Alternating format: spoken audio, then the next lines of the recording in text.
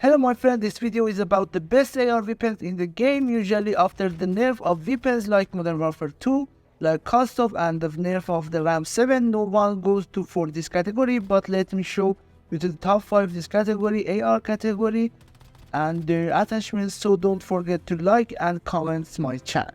P50 is a powerful firearm in the mid-range and close range that you can use in multiplayer battles. And in the next season, with the conversion kit that will be added to it will turn into an excellent close range gun. MTZ-556 is a rifle that is not very suitable for a long range but can be used in mid-range and close range combat. It has more of a sniper support feature and has become slightly stronger in this season. Vulgar 556 was very good at the beginning of this season. With the good attachment, it had the ability to shoot without recoil and high damage and high accuracy in long distance. Now it has become a bit more balanced. The SV rifle, which I don't like at all, but many players use it, especially for a trick where when you put in one single fire mode, it gives a high accuracy at a long range and quickly takes down your enemies.